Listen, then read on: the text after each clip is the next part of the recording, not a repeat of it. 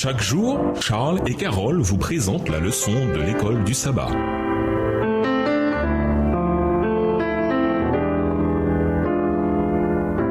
Bienvenue dans votre émission. Dieu nous parle.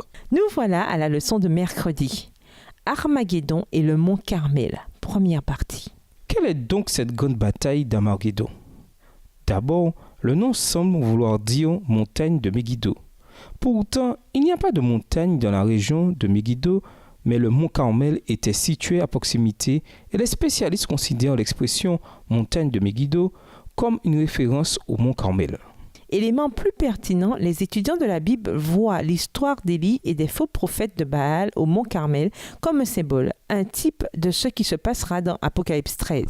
Comme nous l'avons vu hier, Apocalypse 16, verset 13, avec sa référence au dragon, à la bête et aux prophètes de mensonges, renvoie aux événements d'Apocalypse 13, la Trinité contrefaite que nous avons étudiée semaine 9.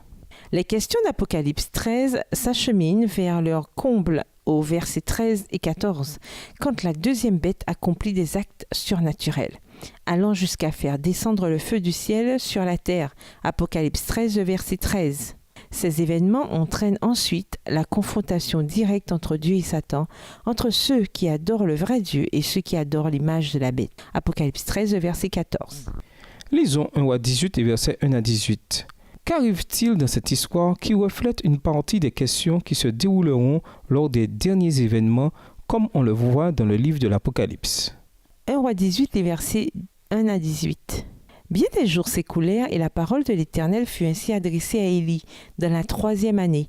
Va, présente-toi devant Akab et je ferai tomber de la pluie sur la face du sol. Et Élie alla pour se présenter devant Akab.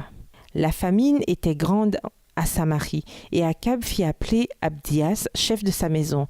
Or, Abdias craignait beaucoup l'Éternel. Et lorsque Jézabel extermina les prophètes de l'Éternel, Abdias prit 100 prophètes qu'il cacha 50 par 50 dans une caverne, et il les avait nourris de pain et d'eau. Akab dit à Abdias, va par le pays, vers toutes les sources d'eau et vers tous les torrents. Peut-être se trouvera-t-il de l'herbe, et nous conserverons la vie aux chevaux et aux mulets, et nous n'aurons pas besoin d'abattre du bétail. Verset 6. Ils se partagèrent le pays pour le parcourir. Akab alla seul par un chemin, et Abdias alla seul par un autre chemin. Comme Abdias était en route, voici, Élie le rencontra. Abdias, l'ayant reconnu, tomba sur son visage et dit, « Est-ce toi, mon seigneur Élie ?» Et il lui répondit, « C'est moi. Va, dis à ton maître, voici Élie. » Et Abdias dit, « Quel péché ai-je commis pour que tu livres ton serviteur entre les mains d'Akab qui me fera mourir? L'Éternel est vivant. Il n'est ni nation, ni royaume où mon maître n'est envoyé pour te chercher. Et quand on disait que tu n'y étais pas, il faisait jurer le royaume et la nation que l'on ne t'avait pas trouvé. » Verset 11. Et maintenant tu dis, va, dis à ton maître, voici Élie.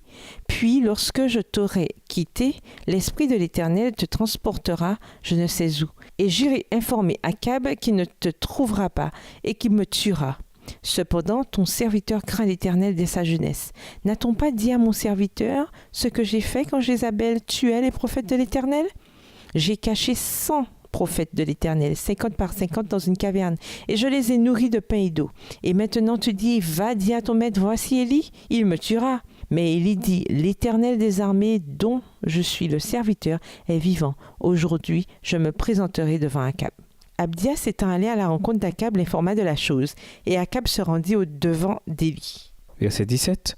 À peine Akab aperçut-il Élie qui lui dit, « Est-ce toi qui jettes le trouble en Israël ?» Élie répondit, « Je ne trouble point Israël, c'est toi au contraire, et la maison de ton père, puisque vous avez abandonné les commandements de l'Éternel et que tu es allé après les Baals. » À bien des égards, ce que nous voyons ici est un portrait saisissant du grand conflit.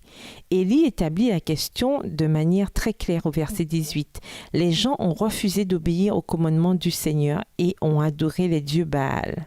Bible en français courant. N'est-ce pas l'éternel problème, quelle que soit la forme et la manière dont ce mal s'est manifesté dans l'histoire? Soit nous adorons celui qui a fait le ciel, la terre, la mer et les sources d'eau, Apocalypse 14, verset 7, soit nous adorons quelqu'un ou quelque chose d'autre. Dans le cas d'Apocalypse 13 et des événements qui s'y déroulent, au lieu d'adorer le Seigneur, les gens adorent la bête et son image. Il n'y a pas de neutralité possible. Nous sommes soit dans le camp de Dieu, soit dans celui de Satan. Voilà l'importance des questions en jeu ici. Aujourd'hui et en particulier lors de la bataille d'Armageddon, où, comme nous le verrons dans l'histoire du Mont Carmel, la dissection devient très claire. Et nous vous laissons avec la question du jour. Que pouvez-vous faire pour conserver un équilibre entre être dans le monde et n'être pas du monde? Au revoir.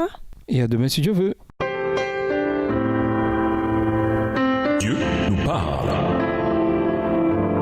Chaque jour, Charles et Carole vous présentent la leçon de l'école du sabbat.